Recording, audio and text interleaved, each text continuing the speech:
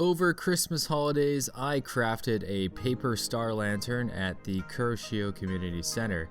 I have short fingernails because I play guitar, and to my great misfortune, the stickers to glue the star together required lots of peeling.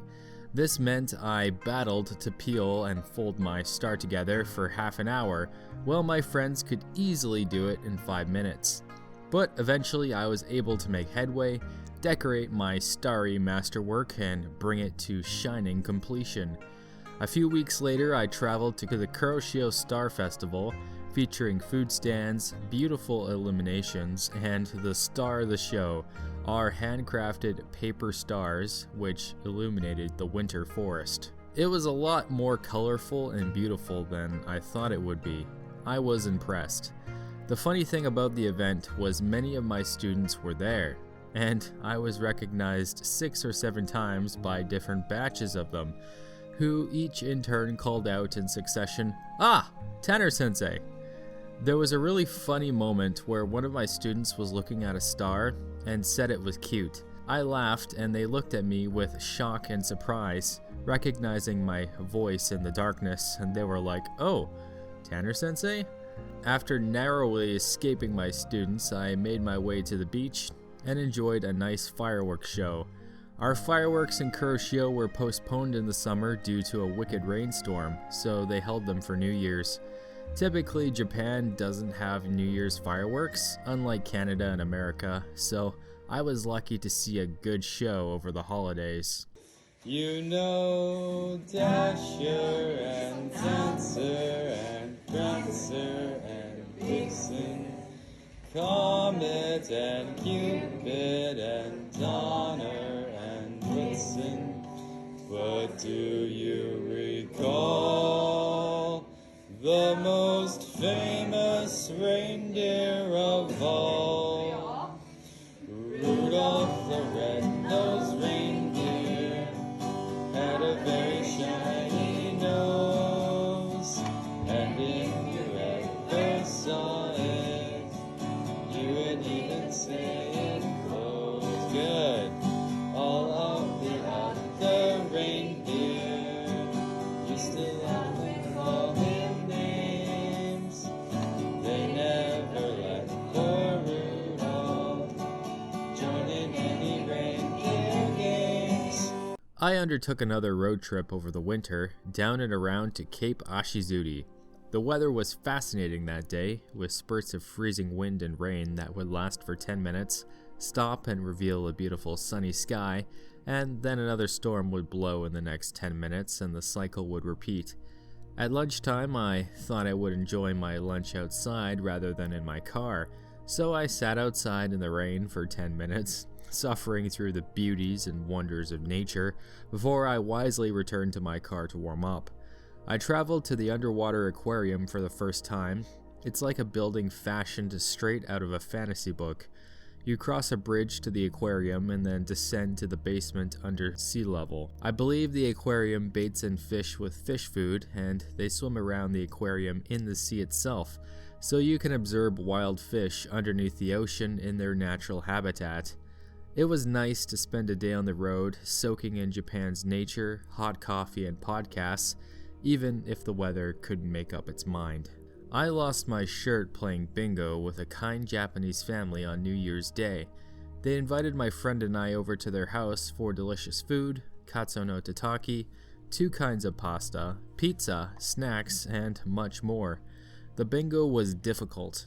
Every time you landed on a bingo square, you had to pay a pot 100 yen, and a random bingo number would be selected. When someone completed their bingo card, they got to take all of the money in the pot and get a new bingo card.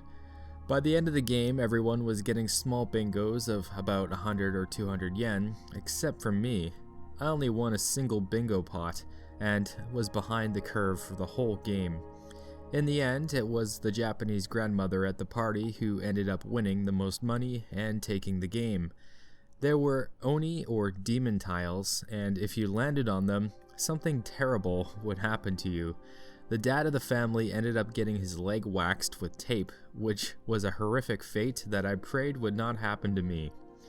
In the end, I might have lost my money, but I got to take home lots of delicious Japanese snacks, and I didn't get waxed. So, overall, a successful New Year's party. But our good times are all gone, and I'm bound for moving on. I'll look for you if I'm ever back this way. Think I'll go out to Alberta, weather's good there in the fall.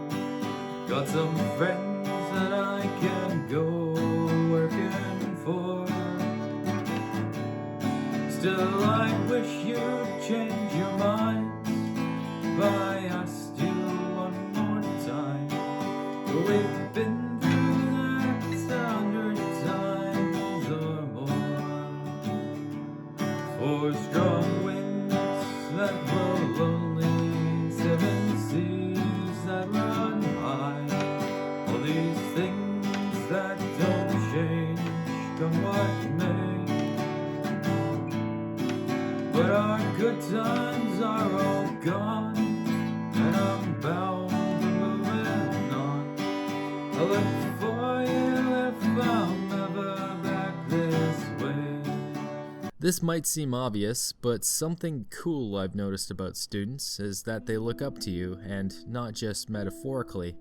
Whenever people have said that phrase to me, I always thought of it as a turn of phrase, but people, and more specifically students, actually physically look up to you when they see you as a role model. When you are walking around, or speaking or interacting with them, they watch you, meet your eye, and seem to pay you more attention. They also have a tendency to copy you.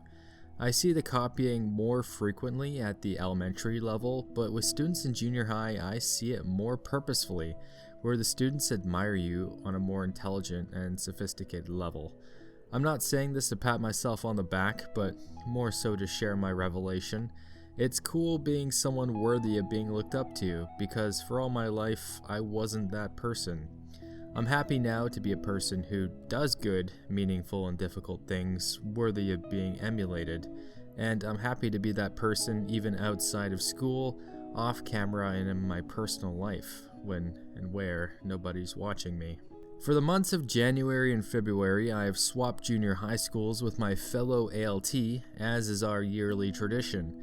It's a wonderful reset for the new year, and as I've said before when we've made the swap, I feel like a fresh ALT all over again.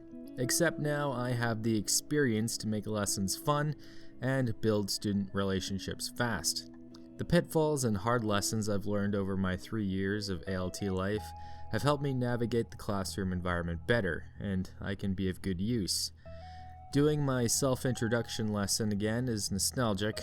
I remember the terror I felt back in the day giving it for the first time, and the lukewarm reception many classes had given me. Some classes still give me a lukewarm response, but I've built up enough armor to not take it personally. They're kids, and sometimes they just don't give two craps about things outside of themselves and maybe what's for lunch. When I was a kid, I was basically the same way. This go-round, the students had the gusto to ask me the age-old new teacher question, if I had a girlfriend, to which I guessed and unflinchingly told them I had 5, much to their shock and amusement. This new school is just a 5-minute walk to work for me, so I have ample time in the morning to go for a run, shower, eat breakfast, and practice guitar before I start work. What a luxury. It has been a struggle to pull myself out from under the covers in the freezing, dark, early morning air to wake up, but I'm battling to make it happen. I'm going to crush these next 2 months and share as much English and Canadian culture as I can. I've been hiking some local trails in Kochi Prefecture this January. 2 local hikes in particular have been excellent. One was through a winding gorge, passing a series of waterfalls. The trail at many times was made up of this sketchy, degrading iron walkway. The other hike was up a snowy mountain, my first time hiking snow, which was a bit intimidating.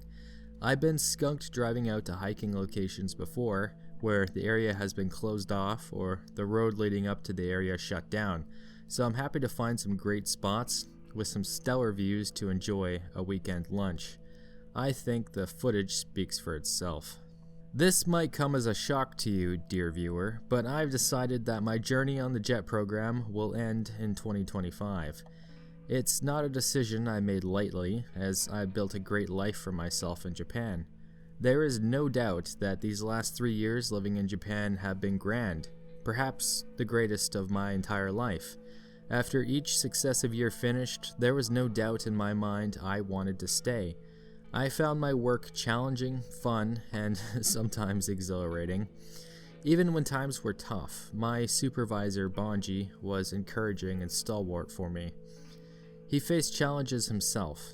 I remember a class of just 3 girls, and they were stubbornly against speaking or learning any English.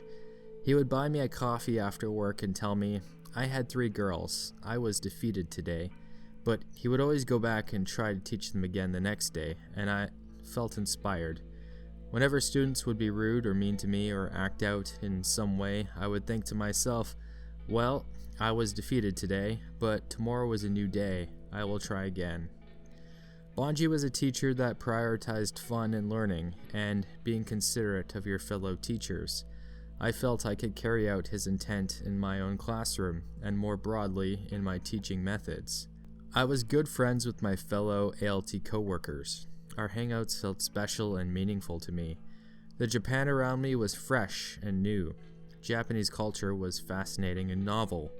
There were challenges, adventures, and even pitfalls waiting for me to discover. And I was naive and happy to tackle it all. I continued to push myself past my comfort zone and conquer things I was afraid of, taking on risk and challenge. But when the time came to recontract for this year, for the first time I didn't feel the same resolute conviction to stay. So what happened? What changed? I think, simply put, I have outgrown ALT work, expatriate culture, and the JET program as a whole. The JET program was my dream, and for the last 3 years, I have lived my dream. But now, I've completed it. Japan was always a transient place for me. It was never somewhere I intended to live permanently. When I first came to Japan, I compared Kuroshio to Termina from The Legend of Zelda Majora's Mask. These 2 places share similarities in the fact that both face a future doom.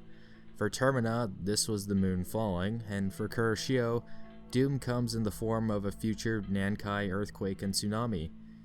Both are also a stepping stone in their respective stories. Our hero Link was never meant to stay in Termina. He was there to undertake an adventure, meet people, change lives, learn lessons, change himself, and then depart. And I feel the same way about Kuroshio in Japan. I had an adventure here. I've changed the lives of the people I've met. I've learned many life lessons, and now the time has come for a new adventure, a new dream. I have regrets. There are opportunities I missed and things I didn't do. I also made many mistakes, and I learned hard lessons from them, but I'm glad for those lessons. Especially for the last 2 years, I feel proud of what I accomplished and who I am. I succeeded and in many cases exceeded the goals I set for myself. I did things I didn't think were possible for someone like me to do. And I did it all without compromising my personal values. But I miss Canada and my loving family, who never fail to ask me when I will return home. I miss the charming accent my fellow Canadians have, the smell of prairie grass and sage on a hot summer's day, the tang of Saskatoon pie, sweet butter tarts, bitter Tim Hortons coffee, bright red sunsets over the Rocky Mountains, straight roads, massive fields, cows, horses. I miss the ease of communication, eavesdropping on conversations and understanding them. I miss pancake breakfasts, good smoked bacon, cheese, and ice rinks. I didn't explore much of Canada while I was living there. There's a whole country, both inside and outside of Alberta, waiting for me. Hiking trails, forests, marathons, biking, beaches, cities, food, guitar, friends, apparently 5 girlfriends, and much more. If I could do what I'm accomplishing in Japan without understanding Japanese, Just how unstoppable will I be in a country where I actually speak the language? I think I know the answer. So 2025 will be my last year on the JET program. But fear not, I still have half a year left to live and work in Japan, and I plan to make the most of it. When I'm finished, there will be a new dream to pursue in Canada. Until then, that's all for now. Take care and be bold.